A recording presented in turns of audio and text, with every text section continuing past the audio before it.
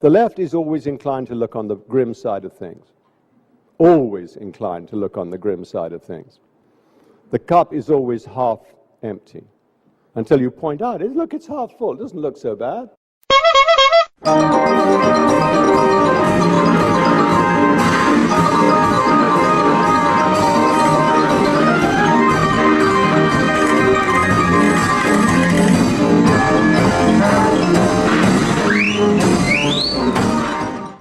Welcome to Political Gingervitis, the crazy and zany podcast for progressives who need a laugh. I'm your hostess with the mostest, Andrew Stewart, and this week we're going to try to put a smile on your face and maybe a few thoughts in your head.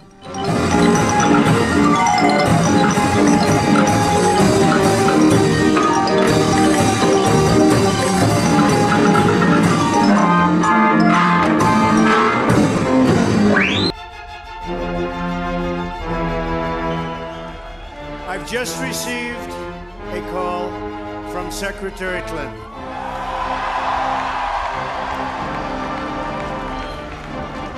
She congratulated us. Hello, friends. This is Andrew Stewart, and welcome to Political Gingervitis. Well, he did it. The crazy son of a bitch actually did it. I didn't see this one coming when I came up with this show, and I don't think anyone that I know even saw this coming. And, you know, I had a sense that it could happen, but I didn't think it actually would. So, let's put it simply. This is completely insane. Anyone with a shred of objectivity at this moment, which I admit is pretty rare right now, can walk away from the past 18 months and say that a massive boondoggle unseen in American history on this scale has just taken place. One political party, the Democrats, in coordination with a tremendously irresponsible and absolutely biased media, carried out the most profoundly stupid series of moves one could imagine. They quite intentionally and knowingly behaved in a way so that the Republican Party would nominate Donald Trump, a man with zero experience in any form of governance at all. That itself is an act that defies the logic of a grade schooler. Then, these very same two groups, the Democrats and the media, did everything to piss on not just the most likely winner of a face-off with Donald Trump, Bernie Sanders. They more importantly pissed on his voter base.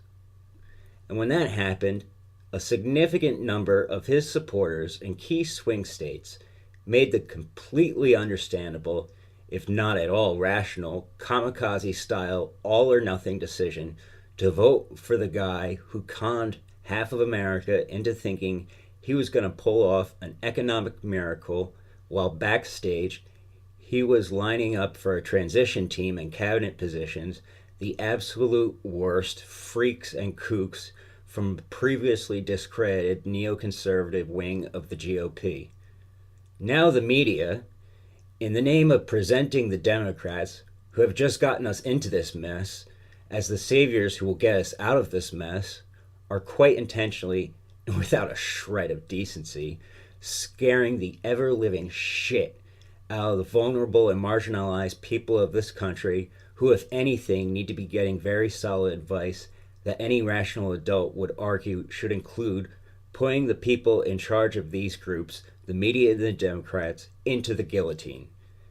In closing, if there's anything at all I value about America and its long traditions, it would be the antitrust laws to break up the media conglomerates and the sentence of tarring and feathering for these cretins.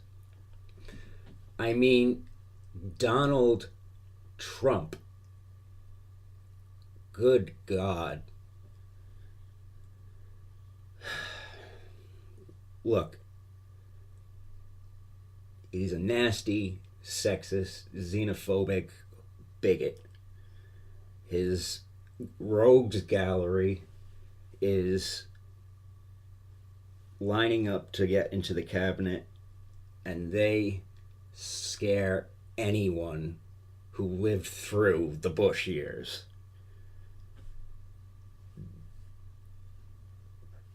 But I get what happened. Look, people are hurting in America. Hillary Clinton did this, and the Democrats did this.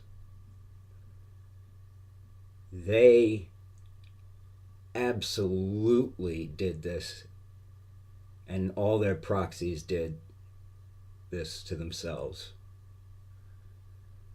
So, I mean, just take the example of organized labor, who, you know, I'm pro-union. I am in favor of labor, and I genuinely get how this works.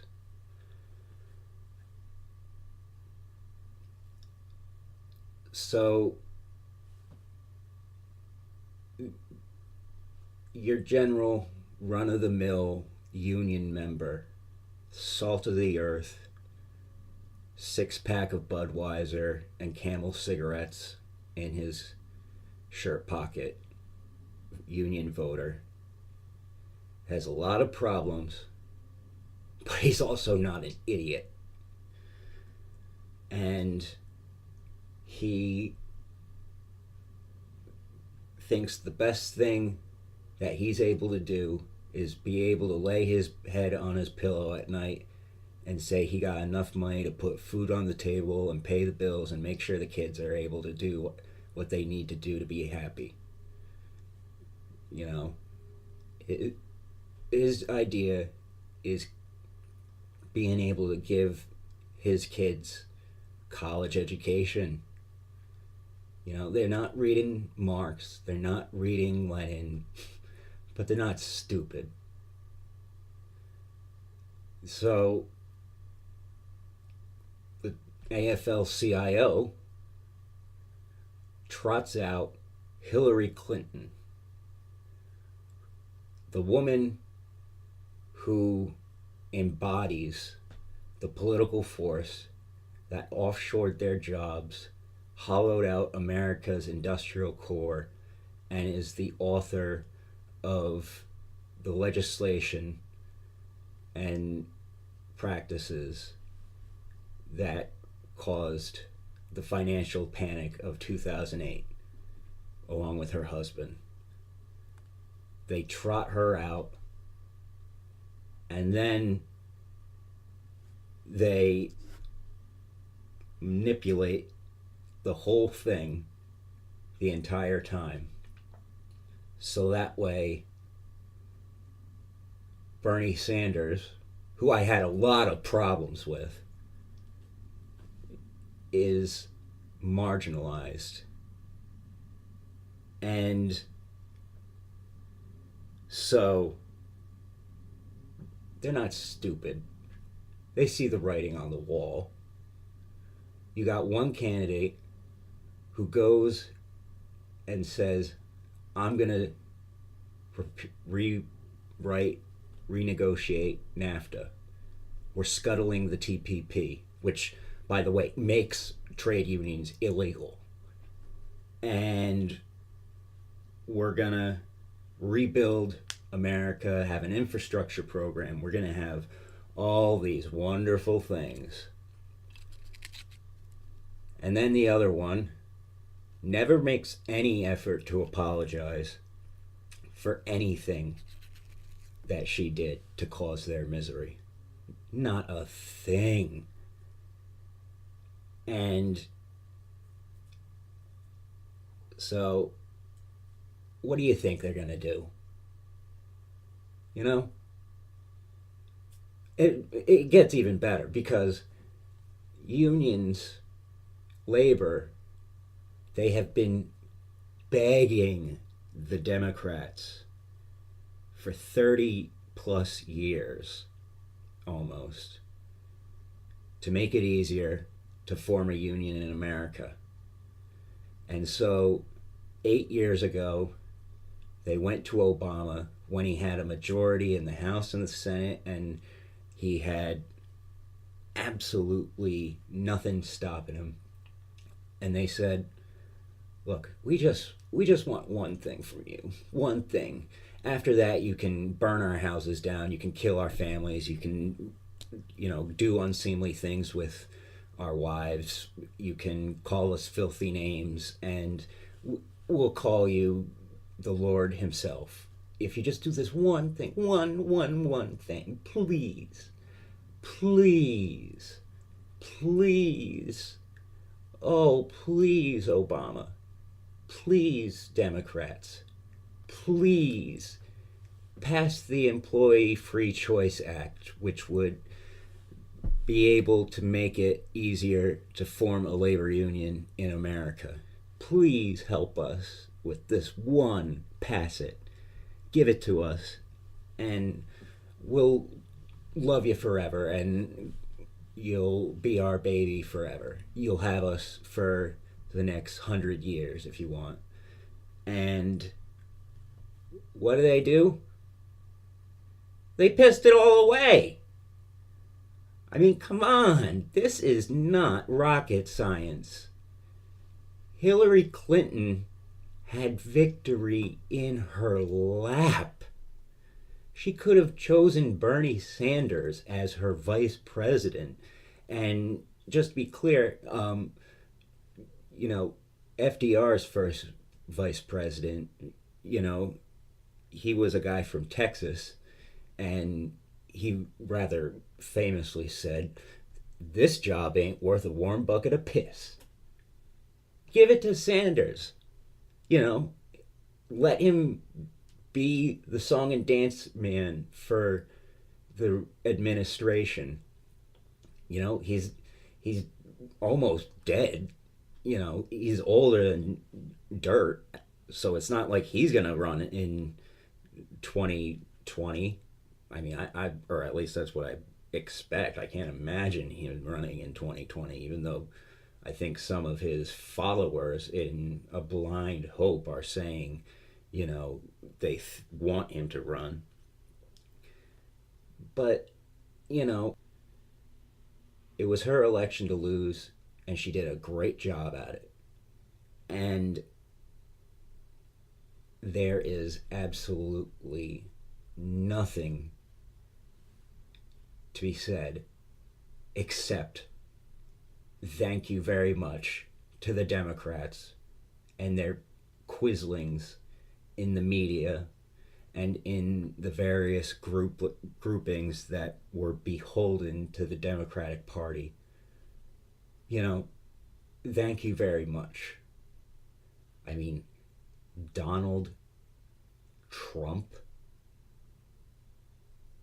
This is a man who's never been in the PTA. He's never been in a city council.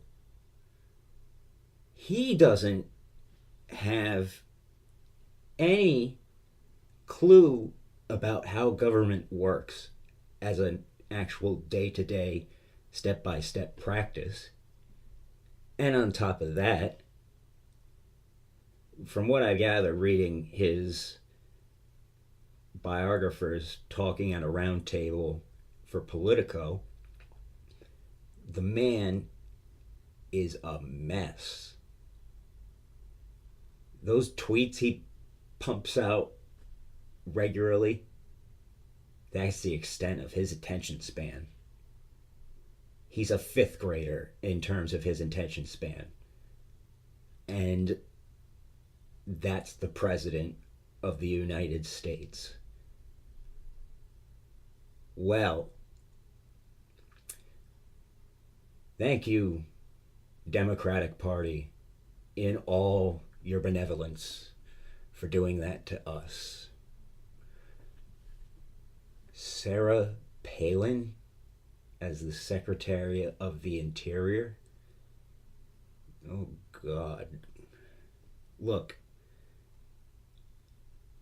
the media is scaring the living hell out of people, and I'm not going to say, don't worry, it's going to be fine. That's nuts. We're in for a wild ride. And the idea that you can try to say it'll be fine is the ultimate act of narcissism and ignorance.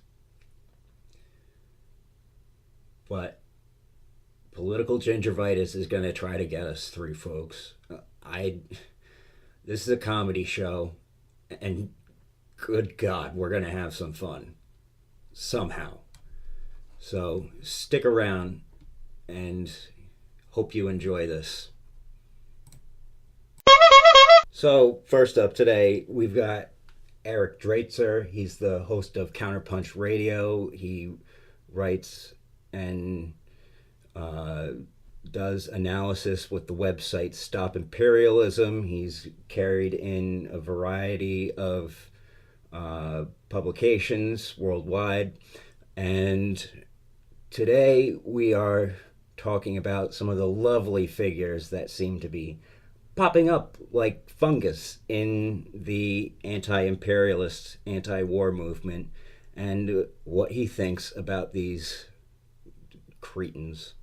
So, Eric, you wrote this piece about solidarity with Syria, raising concerns about elements of hard right-wing persuasion that really seem to be muddying the waters a little too much. And, the characters you talked about, some of them strike me as, at one point, concerning, but, I mean, doesn't one of these guys think he's a wizard? I believe he thinks that he is a wizard, and I believe he thinks that the magic of his words comes out of his eyes, ears, and beard. And I believe that he also thinks that the Jews are behind all wars. The Jews are behind diseases. The Jews are behind the ugly lunchbox that your mom made you to take to school when you were in elementary school. The Jews are behind a lot of things. And Syria and the war in Syria is only one of them. You know, those Rothschilds are everywhere. Yeah, I mean, so he's kind of like a dungeon master playing a global game of Dungeons and Dragons. Yes, but slightly more pathetic. Maybe exactly. The older brother of the dungeon master playing Dungeons and Dragons, who comes in and tries to act cool, but actually is really showing off for the nerdy girl that came over to play. Exactly. And then, you know what I'm saying. Exactly. You have, as another figure in there that you brought up, Ken O'Keefe. Yeah, Ken, Hitler is totally misunderstood and really a good guy doing good things. O'Keefe, yes. Yeah, and I mean, he's just all over the place, it seems, and bouncing off the walls, kind of like a pinball. Kind of, but the teardrop tattoo on his face would indicate that he's a hard-ass baller that we should really respect for all of his hard ways. But in fact, he is, kind of a Nazi. Yeah. And then... Kind of a Nazi. And an anti-Zionist Nazi. You see how that works, right? See, he's so Nazi that he's okay, and we're supposed to accept him. He's so into Hitler that he's got to be telling some truth. He's got to be spitting the truth bombs. Don't you understand that? Yeah.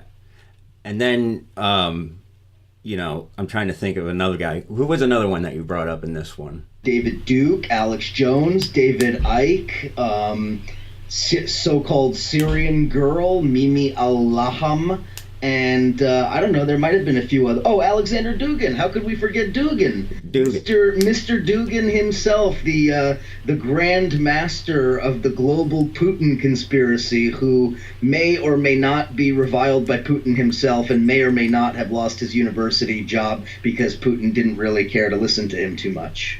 And he's obsessed with, which philosopher was it?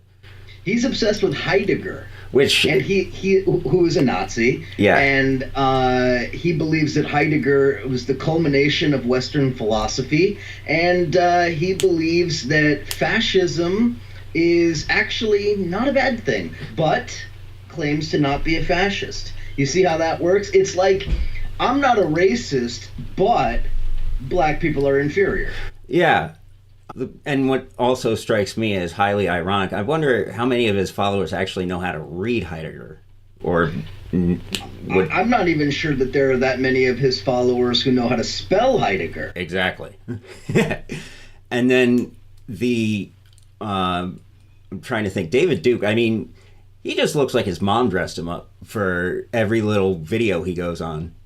Yeah, he's like a little fascist toy soldier with, a little sailor hat and a little red bow tie or something, David Duke is another one of these clowns who, you see, acts under the veil of what he calls anti-Zionism, which is in fact merely fascism. Real anti-Zionism is critique of the state of Israel, critique of the apartheid policies, critique of the occupation of Palestinian land, the unjust treatment of Palestinians, and on and on and on. That's anti-Zionism, right? It places itself within an understanding of colonialism, an understanding of imperialism, and a resistance against those things. People like David Duke use the terminology, they appropriate the terminology of anti-Zionism, but in fact it's just pretty textbook fascism, white supremacy, and of course, I mean, David Duke is a Klansman, and he looks ever so cute in his little hood. Yeah, going out trick-or-treating. Well, believe me, I have some poison candy for that motherfucker. Yeah. Any other things you'd like to talk about briefly? Well, part of the reason why I brought all of that up is because, as I was just saying with David Duke, this is about appropriation. This is about the appropriation of anti-imperialism. This is the definition of entryism, right? All of these different elements, they're trying to finagle their way into what should be, what traditionally has been, the space for the left, which is anti-imperialism. And this is something that needs to be understood. And, we can sit and crack jokes on all of these ridiculous losers. But the truth is that this is actually quite serious, and people need to take it seriously, whatever your position on Syria may be. I have significant differences with a number of people on the left on the issue of Syria, going from potential support for, which is incomprehensible, but support for a U.S. intervention in Syria. You see that kind of stuff in various ways, all the way to Assad is the greatest human who's ever lived, and Assad literally shits rainbows out of his eyeballs, which is also the kind of thing you sometimes see as well. And my views kind of obviously are somewhere in the middle there, and a little bit more nuanced in shades of gray. But for the right-wing elements who are infiltrating into these left circles, they need to be identified, they need to be exposed, and they need to be purged out of the anti-imperialist movement. And you have to take it seriously. Let me say one last thing. There is no such thing as fascism that's not a threat. Right. It is always a threat, and it must always be met with force, and it must always be smashed. Right. And as Woody Guthrie said, all you fascists are bound to lose.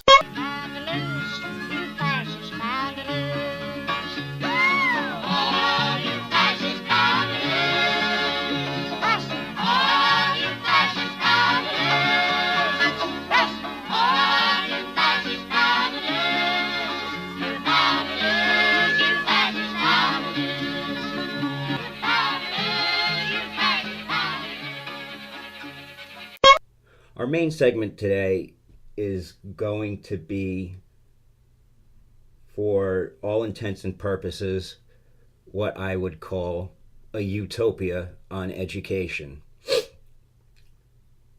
Many of you may know of the charter school movement and all the problems that go into the corporate education deform efforts that are symptomatic of the neoliberal destruction of the welfare state. The charter school movement has been decried and condemned by the NAACP, who is calling for a moratorium on charter schools, and groups like the Movement for Black Lives. Charter schools are known for being part of the wider public school teacher union busting movement. They have an extremely high level of criticism regarding their pedagogical methods, regarding their disciplinary methods. It's a industry that behaves just like any other big box industry in America, and there's simply nothing that can be done, it would seem, with these charter schools. They are privatized, they have no tenure system, they have no union system. It's a mess. But what I did today is I've sat down and talked with Kevin Carson. He is a fellow of the Center for a Stateless Society, and he is a major thinker in a type of anarchist political economy known as mutualism. It's a very interesting line of thought that is not given as much prominence or recognition as anarcho-syndicalism or different things that are usually affiliated with the IWW and the Wobblies and that sort of thing.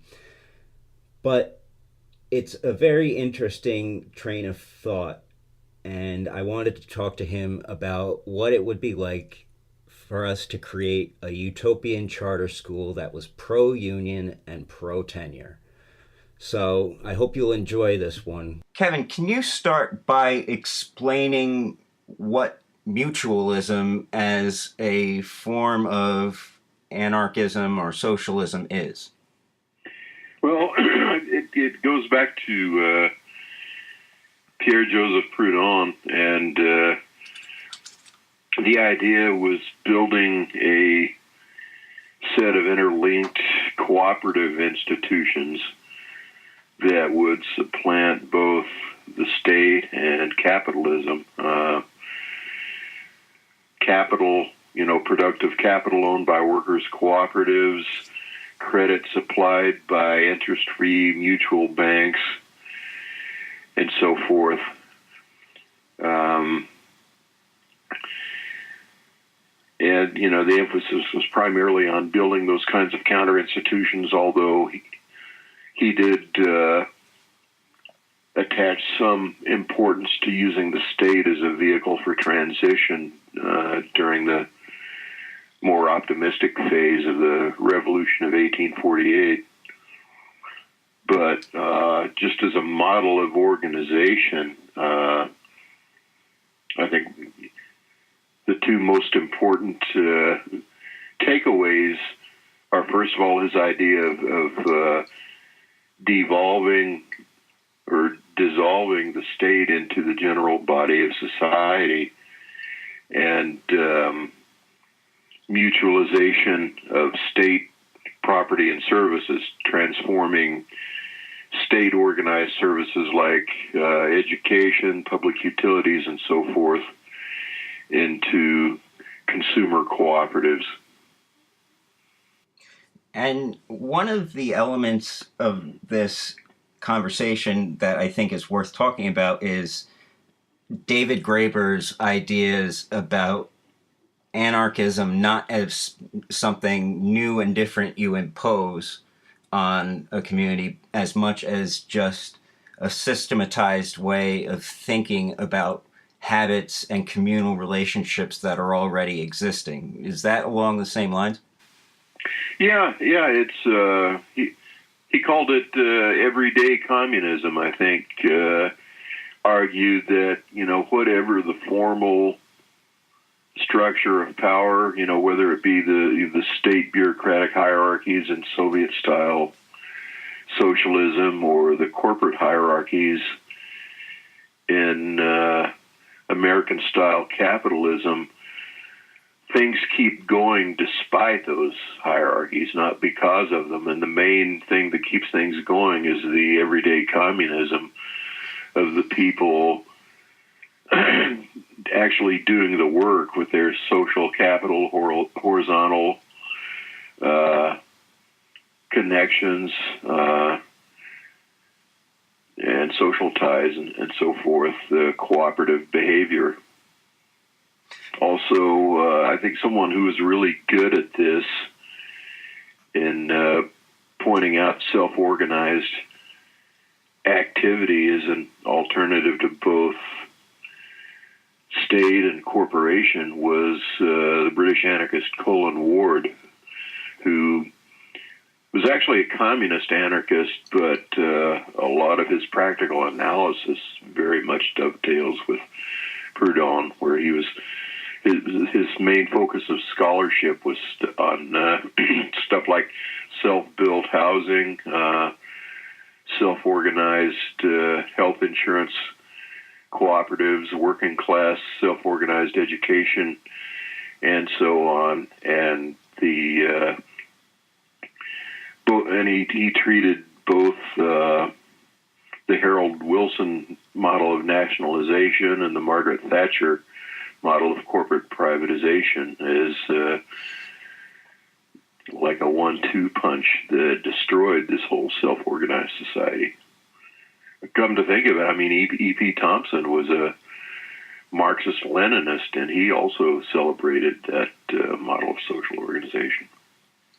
And so one of the locations in America that I think, and I wonder what your thoughts are, that one can see one of these everyday communist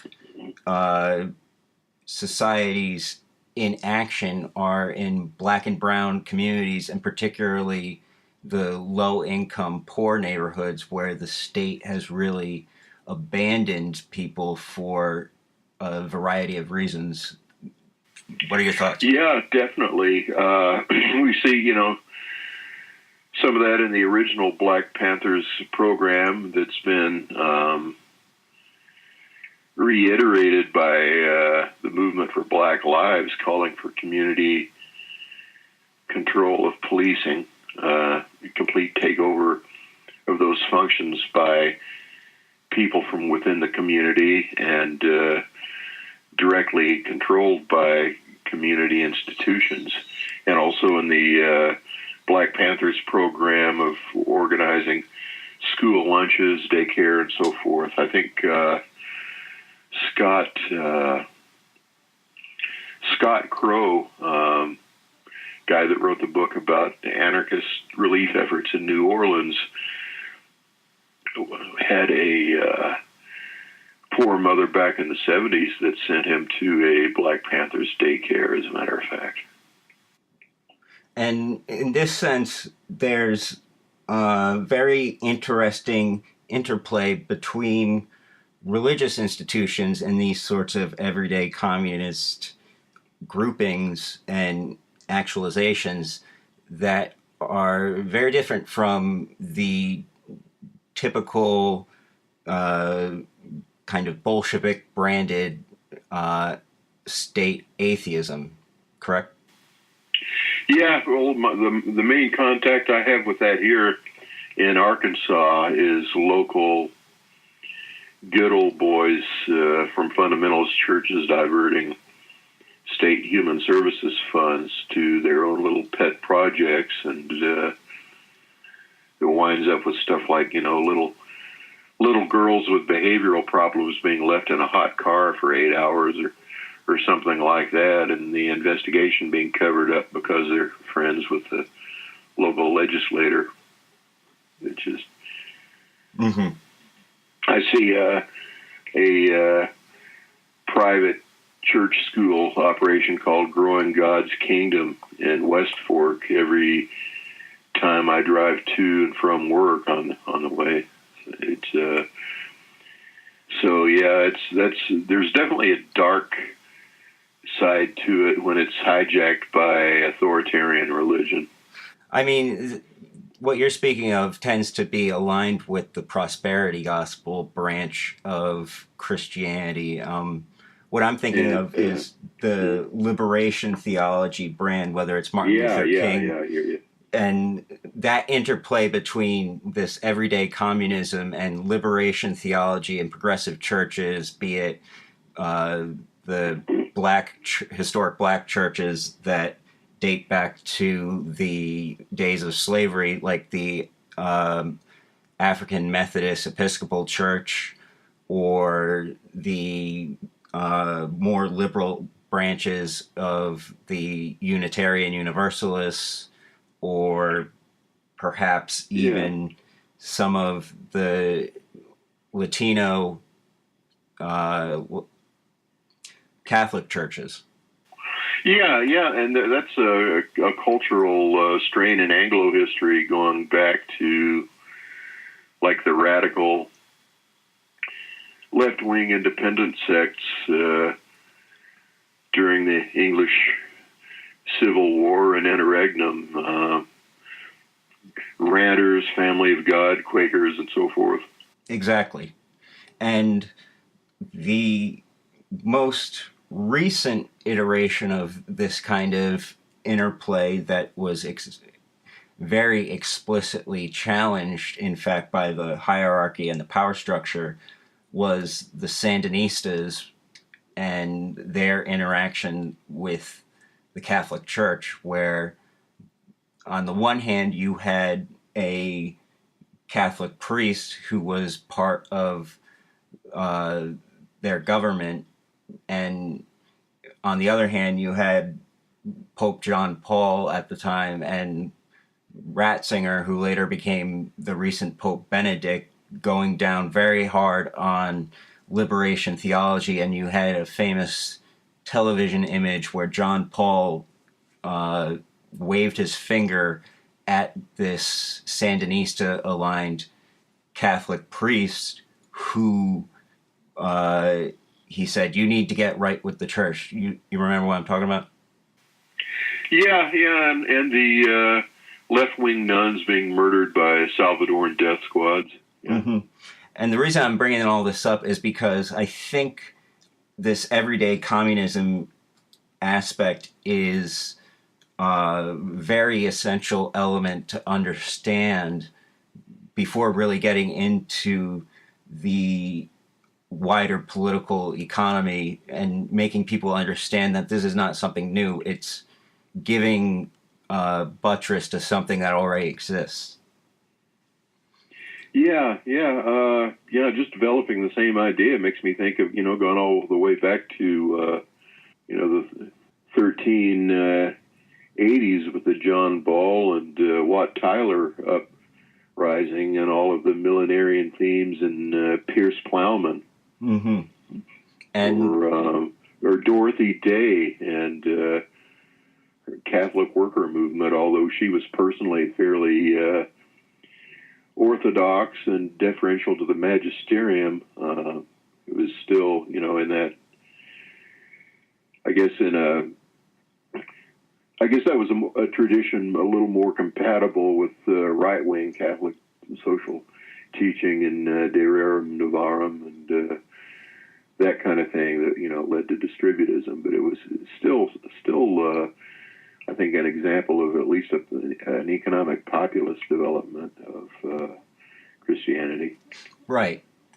And whatever flaws can be pointed out in the Catholic workers, my editor at Counterpunch, Jeffrey St. Clair, is always apt to point out the fact that the anti-war movement in America for the last 8 years has really been composed mainly of Catholic workers, Quakers, and your traditional mainstays, and it's not at the level it was under Bush. Yeah. Which, so let's get into a brief discussion about your political economy of mutualism that you've written. You mean the first book? Yeah. Yeah, okay. Well, the idea, at the time, I was a lot more of a doctrinaire, individualist, anarchist in the Benjamin Tucker tradition than I am now. But the basic idea was a kind of free market socialist anarchism or free market anti-capitalism that treated capitalism as a system where the state acts on behalf of capitalists and intervenes in the market to enforce artificial property rights, artificial scarcities, legal monopolies and entry barriers and so forth that guarantee artificially inflated returns on land and capital. And Tucker's idea was to abolish all forms of artificial property and artificial scarcity in land and capital and let market competition drive the natural rate of interest and rent down to near zero so that all of labor's product would go to labor in the form of natural level of wages. It was a development. People like Tucker and others who thought like him, like Thomas Hodgkin, to some extent Henry George, were all outgrowths of the left wing, and the same left wing interpretation of Ricardo that led to Marxism. Ricardo, as just an orthodox liberal political economist, came to the conclusion that all exchange value was created by labor, and that rent, profit, and interest were all deductions from that value that didn't go to labor. And all the different schools of socialism were ways of changing the status quo so that labor's full product would go to labor instead of to rentier classes. And Tucker's answer for how to do it was to abolish the fundamentally statist nature of capitalism and let it be destroyed by market competition. And at this point, I think maybe it's worthwhile to establish a definition of the difference between market relations and capitalism. Any thoughts on that?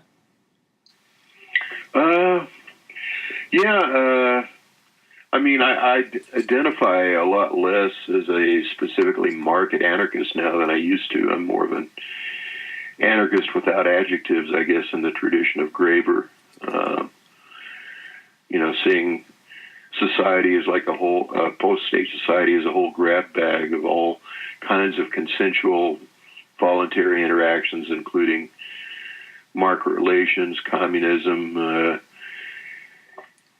commons-based peer production, and so forth. But even Marx recognized that there was such a thing as simple commodity exchange, a pre-capitalist free market where capital was owned by small tradesmen, self-employed, and directly exchanging with one another, rather than capital being an absentee-owned thing with a wage labor workforce and trying to extract surplus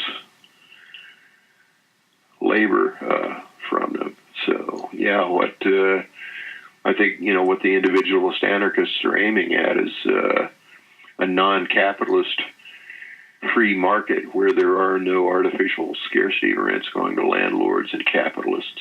Right. Because it seems to me sometimes that people get a little confused over these definitions and don't understand by markets and market relations, we're talking about the exchange of money for goods and services. And capitalism is a systematized cartel, essentially, correct? Yeah, and it doesn't help that the Washington consensus people, the neoliberals, and apologists for corporate capitalism on the right all refer to it as the free market system in their propaganda. Or worse yet, all that post-World War II propaganda funded by the National Association of Manufacturers doing the little film shorts on our free enterprise system where the kids would talk to the corner druggist about how he raised capital and hired people to work for him and everything like that was somehow the paradigm for the whole system. And people on the left who take that free market thing at face value and refer to neoliberalism as free market fundamentalist, or Thomas Frank denouncing the horrible concentration of property and the corporate power we have and everything as the free market with a straight face. Mm-hmm. And the illustration in a micro sense that I've always used is the instance of a drug dealer, like a teenager in the suburbs who is dealing drugs because he's being a little obnoxious and, he's in proximity to a mafia stronghold that is really in charge of the drug trade in that area. And if the kid is just selling a few bags of whatever here or there and making maybe $100, then the mafia, which is here the state, doesn't really step in and do anything. But as soon as that kid starts pushing amounts of product that would seriously take a cut out of the mafia's profits, they turn the police loose on the guy to scare him or just take out their kneecaps, which is how this free market ideology uses their enforcers in the Securities and Exchange Commission, the FBI, and those sorts of things. Yeah, and I think the good news is that we have so many shifts in technology, productive technology and technologies for horizontal communication and organization and so forth that are making it increasingly feasible for that kind of activity to cut into institutionalized corporate profits. And the power of the mafia, the state, to enforce artificial scarcity against them is becoming undermined. Things like cheap open source tabletop CNC machine tools and so forth, or permaculture techniques that can extract extraordinary amounts of produce from small parcels of land and so forth. The technologies of production are becoming so cheap and small scale and widely distributed that there's really no way to suppress them. It's like fighting a ghost. Mm-hmm. And that's why I think Coppola's Godfather was such a brilliant film in this sense, because he used this parable, an analogy of the Corleone crime family to represent how the capitalist system in America actually functions. So let's move on to your more recent book on the political economy stuff and talk about basically what you developed in that one. Desktop regulatory state? Yes. Yeah. The previous book before that was Homebrew Industrial Revolution, on the stuff I talked about just a minute ago, with garage scale micro manufacturing technology that's affordable. With open source versions of tabletop machine tools, drill press, cutting table, router, lathe, and so forth, all can be produced for under $1,000, 3D printer and so on. So you're talking about 6 months pay for a skilled blue collar worker being enough to buy machinery for a garage factory that can produce the quality of stuff that once required $1 million mass production facility. And that's just undermining the entire foundations of the factory system and the wage system, which was based on the unaffordability of productive capital. And in my latest book, Desktop Regulatory State, I basically developed that same theme as it relates to communications technology and horizontal organization. If physical production technology enables a garage shop with one person or half a dozen cooperative workers to do the work of a capitalist factory, the internet's making it possible for one person or a small group or a network of small groups all over the world to take on regulatory functions that were once considered, the province of the state. The old argument for the regulatory state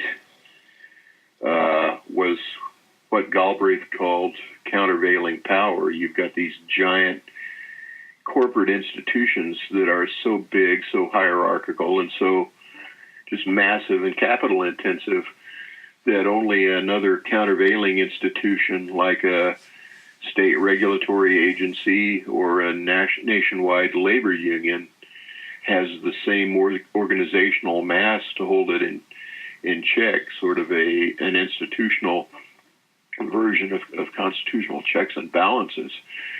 And I argue in the Desktop Regulatory State that these new information technologies of empowerment are making it possible for individuals or small groups of people or network movements like the file sharing movement or Occupy to just basically swarm the old corporate and state institutions like a school of piranha. Mm-hmm. Now, there was an article by Tom Coates back early in the first decade, early noughts, where he said that things like ubiquitous desktop software, free software, browser-based utilities, and so forth, were giving individuals the capacity to produce higher quality work at home than they were in the office with clunky proprietary productivity software. And not long afterwards, John Robb of the Global Guerrillas blog came up with the term super empowerment, talking about the way all of these free platforms and communications networks were enabling individuals to take on giant institutions. And my book's basically a development of that idea as it's evolved, in the networked social movements from the Zapatistas in 1994 through the Arab Spring and Occupy and beyond. Right. Now, one thing you talked about a moment ago is mutual banking, and the venture we're going to be discussing momentarily does require a bit of capital. Where do credit unions or already existing nonprofit banks fit into this line of thinking? Well, my thinking has probably changed a fair amount on this since I wrote Mutualist Political Economy. My original emphasis was on the individualist idea of mutual banking from William Green, where you would abolish state legal tender laws and state bank licensing so that it would be possible to form cooperative banks with no capitalization requirement for issuing guaranteed loans against their own members' property. So, any group of people with, small, farmsteads, their homes or whatever, or any other kind of collateral would get together and form a mutual bank and issue banknotes interest-free against their own property that would become the basic circulating medium of the economy, and through competition destroy capitalist banks and drive the interest rate down to zero. I put a lot less emphasis now on the need for collateral at all. I'm a lot more heavily influenced by Hodgkin's discussion of how the credit system works in Labor Defended Against the Claims of Capital, and by models like Thomas Greco's credit clearing systems that don't require collateral at all. Hodgkin argued that, the basic argument in Labor Defended was against the whole liberal political economists' idea of the labor fund as being a supply of capital from past production that was held out of use and saved and used to fund production for the future. So that, the capitalist would save from past production and then use those savings to buy tools and feed workers and pay them wages in advance during the production process. And the capitalist's reward for this was to take a percentage of the product after it was finished. Hodgkin argued that, for the most part, workers are not supported out of past production or savings. They're supported out of the present day or concurrent production of food, clothing, and other necessities of life by other workers. So it's actually a bunch of different workers that are constantly advancing each other the products of their own labor against the other's future production. And the whole capitalist credit system amounts to a preemption of that function, with the capitalist inserting themselves in between with a toll gate, so that the workers don't actually see each other and directly see the product of advancing each other, their labor. All they see is the capitalist who's interposed themselves. And the capitalist is collecting tribute for this whole gatekeeping process. But you could just abolish the capitalist and create a system where workers constantly advance each other's production through their own institutions without providing any collateral. So what I want to get into now is the notion of a pro-union, pro-tenure, mutualist charter school. Mm. So can you basically describe the role of contracts in the mutualist, individualist, anarchist milieu? I don't really have a strong feel on the role of contracts. I mean, I can see contracts serving a non-capitalist function, although I think, in a non-capitalist society, there would be definite limits on their enforceability through punishment and things of that sort, or any other sanctions other than simply, future boycotts because of somebody's bad reputation. But I thought it was interesting listening to that podcast you sent me on the origins of charter schools, the neoliberal origins of them, that, today there's this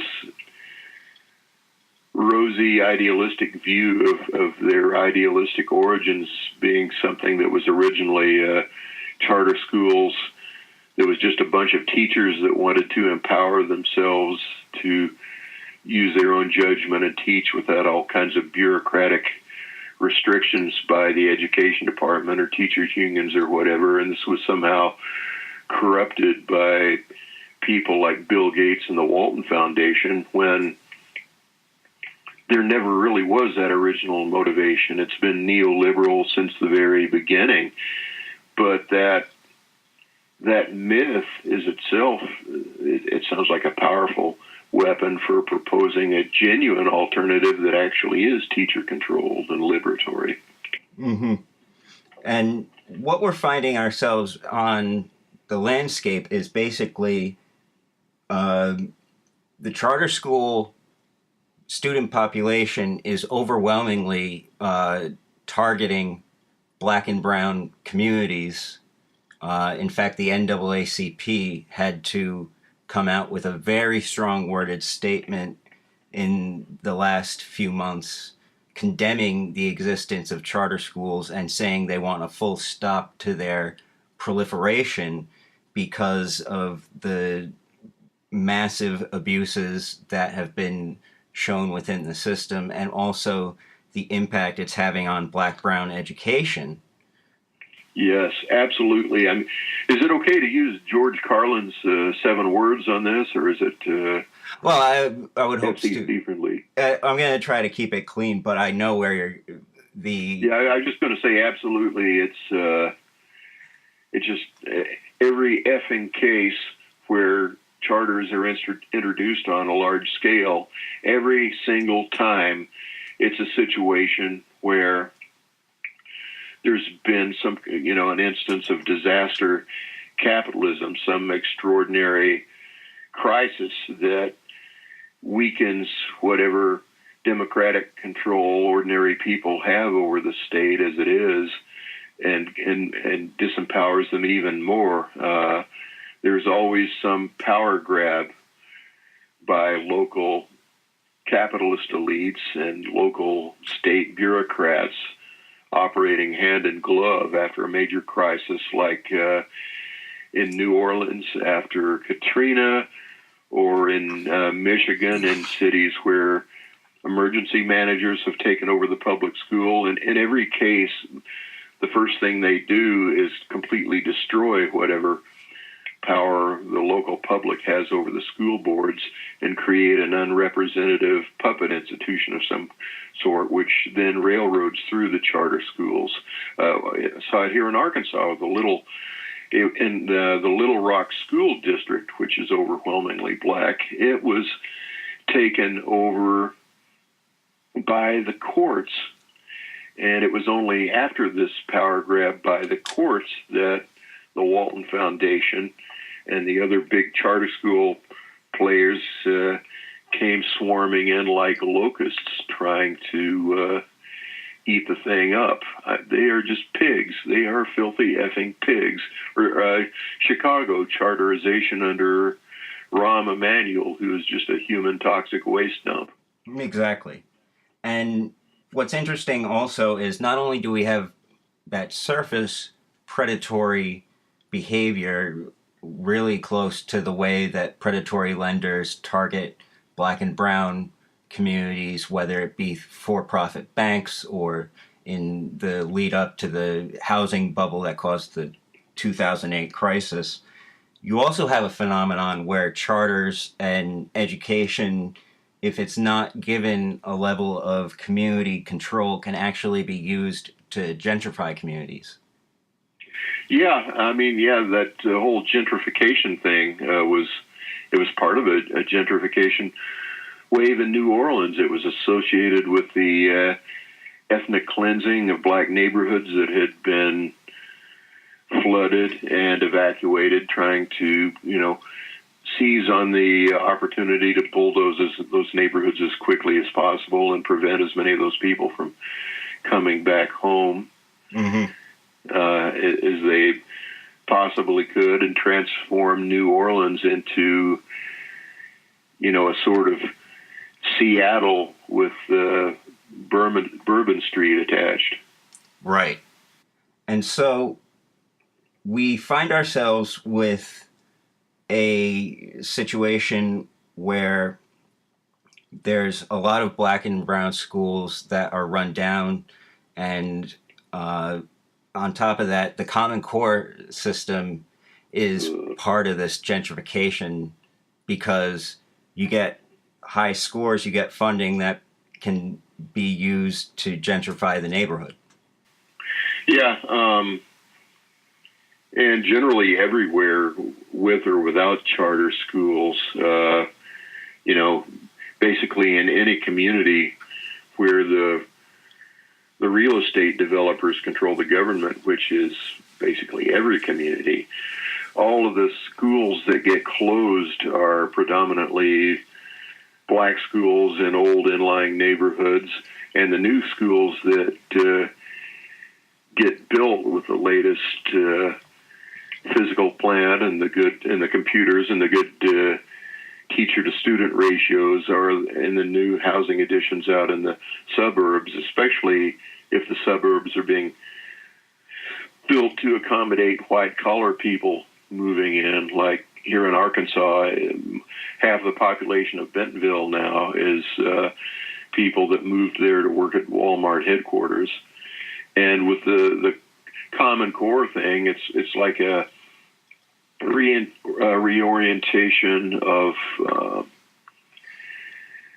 the middle class public schools to the Japanese model of cramming all these kids to pass the test so that they can get into a good college and become white collar organization men and women in their own right. So with that in mind, let's go into the idea of how we would create this pro-union, pro-tenure charter school. We previously have talked about this with regards to water systems. How do you privatize so to democratize, is what they say?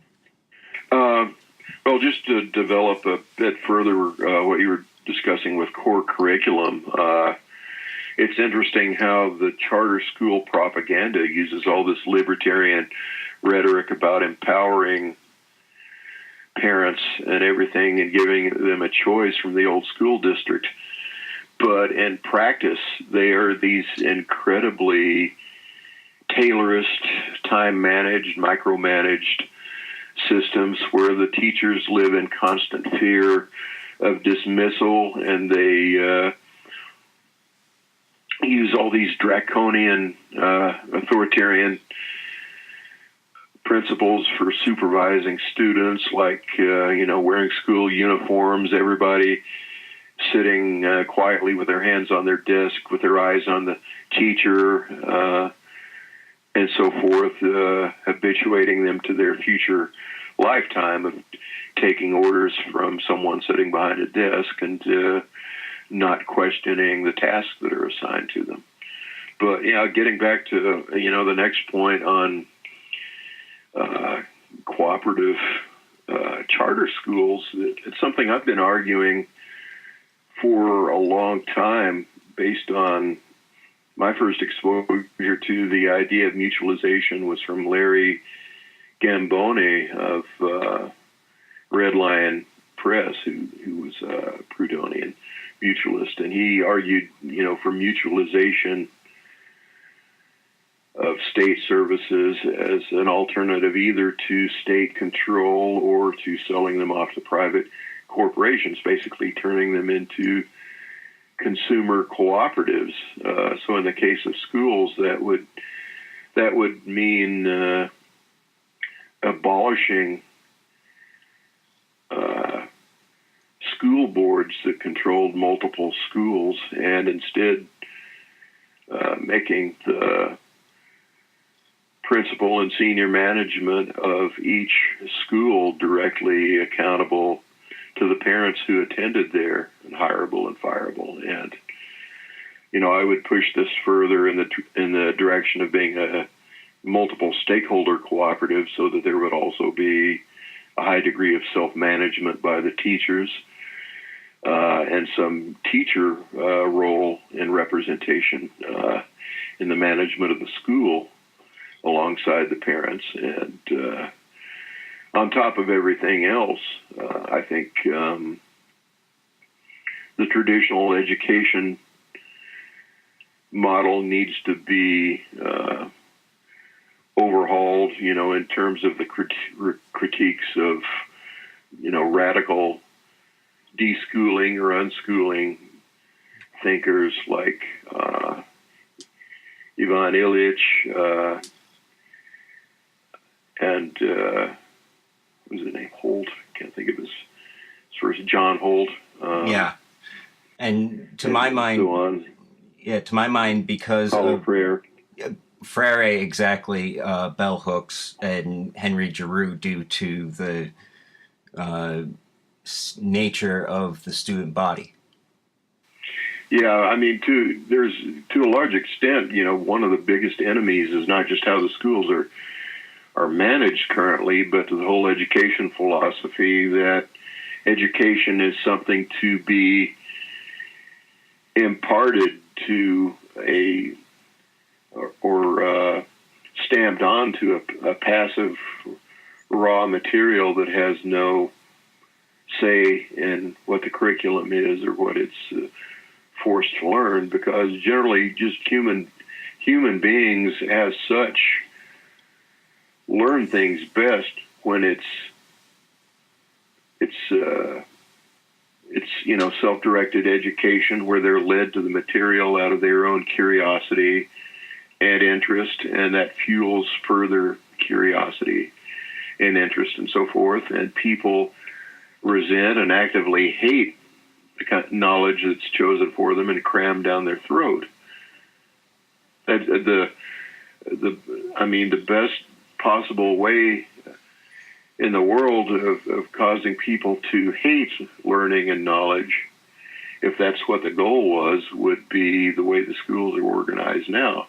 And, to a certain extent, I wonder if that's not, at least unconsciously, the goal, because when people are actively engaged in acquiring knowledge based on their own day-to-day needs and experiences and so forth, they become actively engaged critics of the system. It's like the example in Paulo Freire's work, where he talked about Brazilian peasants attending literacy school, where they were allowed to direct the discussion and what words they would learn and what arithmetic they would learn based on the progress of their own discussion in class. And they would start learning all these new words related to the land tenure system by which their landlord was exploiting them, and working out the arithmetic on how much of their produce went to rent, and how that was screwing them over. And they went out of there politically radicalized just from pursuing knowledge based on their own interests. And if you have a system where that whole instinct is destroyed and people hate learning new things, and the only things they learn are things they are forced to learn in order to do a job assigned to them by someone else, you've got a perfectly manageable population. Mm-hmm. So this would be essentially, in the scenario we're talking about, I'm thinking of Providence specifically. We have a lot of rundown schools, and there's actually been a multi-year construction ban on public buildings that has resulted in some of these buildings are legally condemned in terms of safety. There's teachers who are getting illnesses annually. Others have claim they have gotten cancer because of exposure to asbestos and various molds and other elements in the buildings. So the privatization by the union would buy it, and I think the union, the teachers union, has a very important role to play, not just because of the representation they do for the teachers and giving them a major voice in the system, but also because unions are essentially the checks and balances system on that group, and you have no need for essentially the human resources department. They are able to provide that service. Yeah. To be honest, I'm pretty skeptical about political feasibility or doing it through legality. The ideal solution is obviously to take this decaying physical plant and these mismanaged schools and turn them into local community institutions actually run by the teachers and parents on the same model as the European squatter movement, taking over condemned buildings and refurbishing them and turning them into vibrant community institutions. But I'm not sure how politically feasible it is. Either proposing it as a local ballot issue, with the teachers unions and parents throwing their weight behind it, or through mass, strikes by the students and the teachers unions. Although, it might be easier to force through if it were mixed with some illegality, on the model of the 30s factory sit-down movements and so forth, with local parents and students actually just reclaiming condemned schools and physically occupying them and creating a public spectacle of them confronting violent riot cops. Right. And that is definitely one element. But what also strikes me is, I think, the element of where do you get the money to finance this? I know in New England we have a very vibrant cooperative movement that has led to actual organizations that exist to finance the creation and improvement of cooperatives specifically. There's one group called it's called the Cooperative Fund of New England, and they are not only this financial backer for cooperatives, they in fact sell bonds and are taken into portfolios of 401ks as a legitimate investment.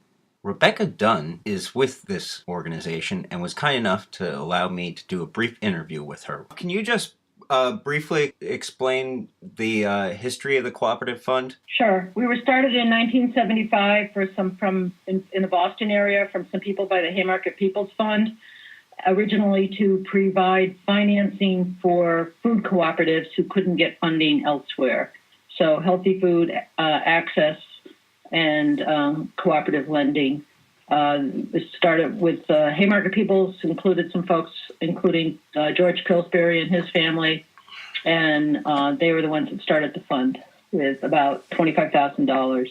And they made their first loan to food co-ops in the Boston area, and then the fund continued to grow, and we now have about almost $25 million under management. And can you explain the relationship and the status of the one cooperative school you're already involved funding? Sure. We have a loan out to the new school, which is a school that was a private school, and the employees decided to buy out the owner and own the school. So now the employees own the school. And we provided the funding for that transfer and for working capital and debt restructure and all that. And do the employees have any interaction with you in terms of, I know you have the opportunity to set up IRAs for retirement services and that sort of thing? No, we have some self-directed IRAs for other investors that put money into the loan fund, but we don't handle any IRAs for any other entities. We just have an institution called Self-Direct IRA who will take funds from various sources and direct it to the loan fund. So that's a separate relationship from the new school. Right.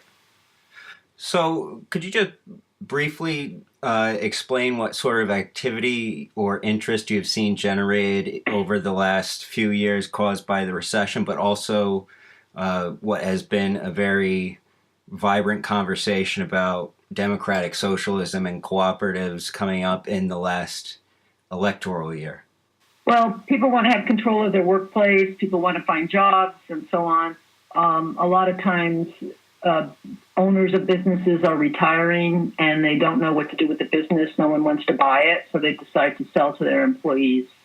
So we help facilitate that sort of transfer, as well as the fact that there are a number of people out there who don't want to go work for conventional businesses or existing businesses, but want to create their own. So then we fund and assist worker owners to come together collectively to start a business.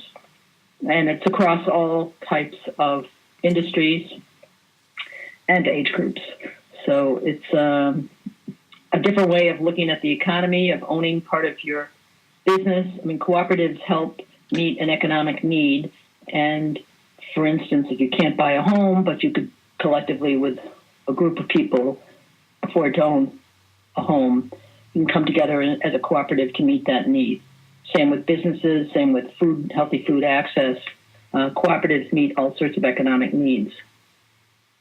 All right. Are there any points you'd like to add in concluding?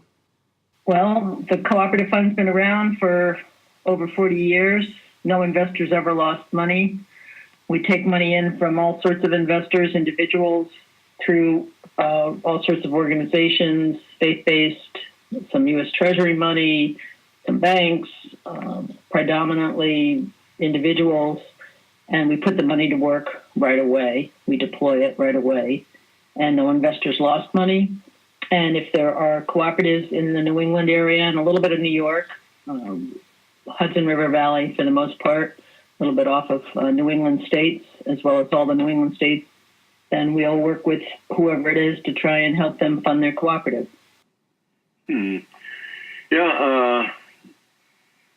Yeah, that's the problem is just that, we're stuck in the middle of this transition phase now, and it's a matter of trying to coordinate forming the new horizontal bonds of this sort with the decay of the old system and its attempts to suppress it.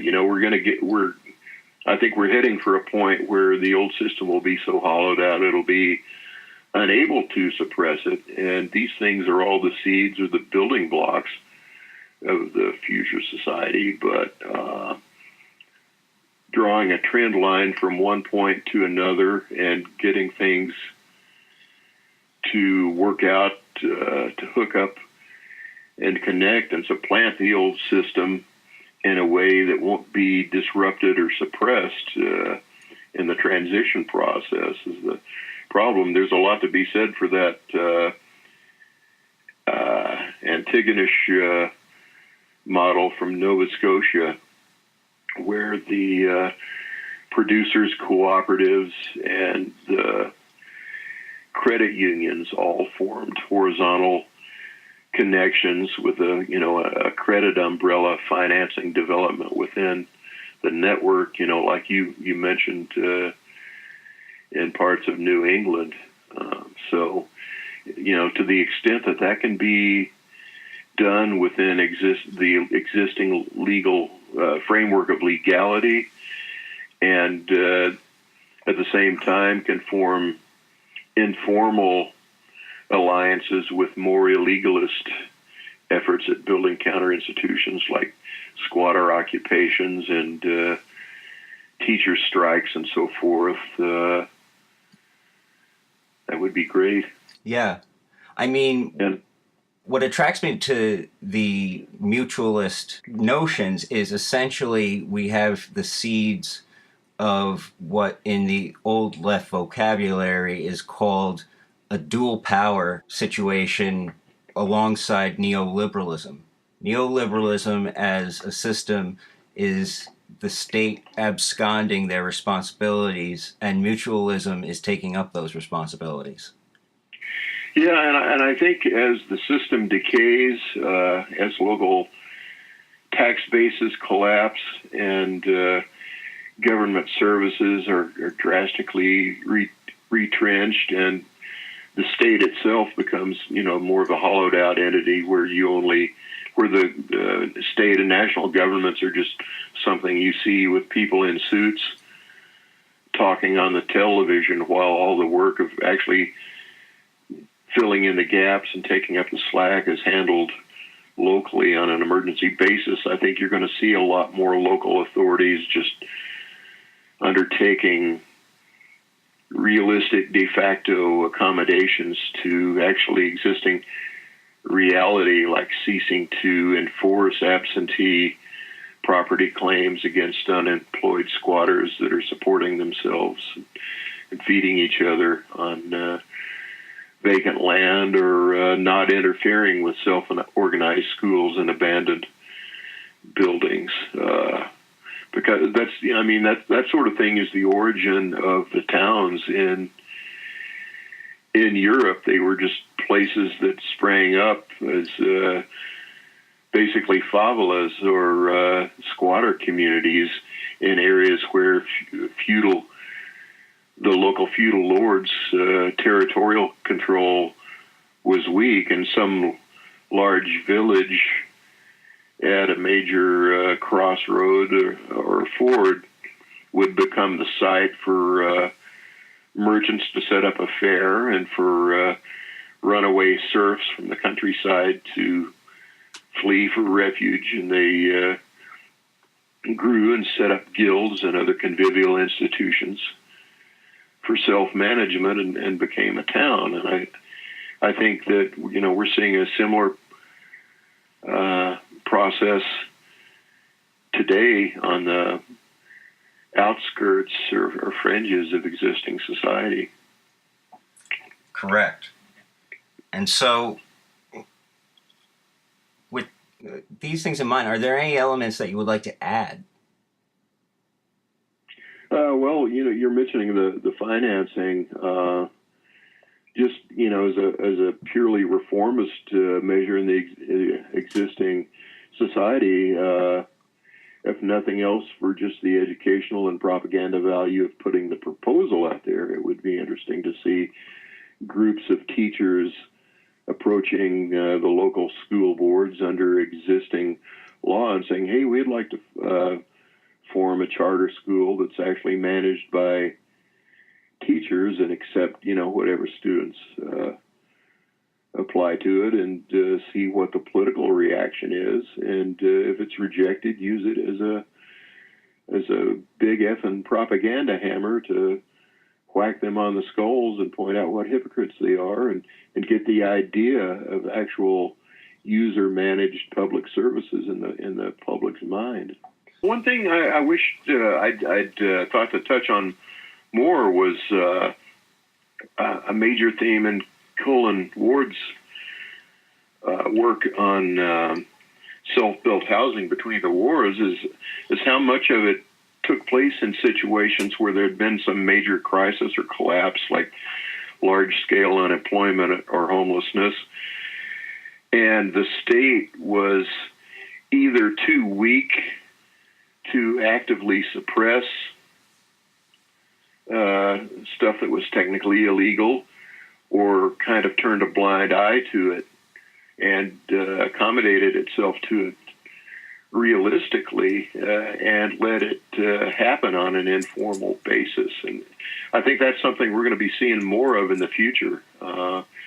Getting back to the old topic of the state becoming hollowed out, is the people that are at the local level actually having to handle the problem and not looking, to make things more complicated for themselves.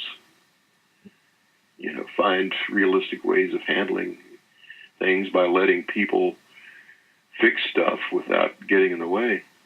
Right, because neoliberal policy efforts are basically people in government abandoning their functions, and instead of vainly trying to force them to do what they're refusing to do, we have to come up with this dual power paradigm that will replace it.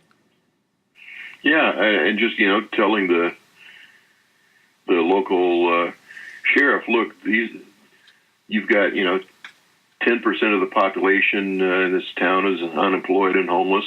They're living on this land that nobody is using. The title is held by some bank that's bought the paper on it at the end of a series of 20 different transactions after the original foreclosure.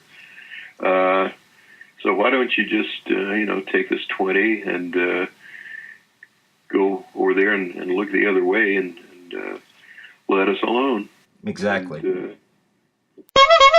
that's all we got for the time for today, folks. Thanks for listening, and tune in next time for another episode of Political Gingervitis. I'm your host, Andrew Stewart, and I want to remind you again, America's greatest social democratic period corresponded with the lives of those wonderful commies, Larry, Curly, and Moe.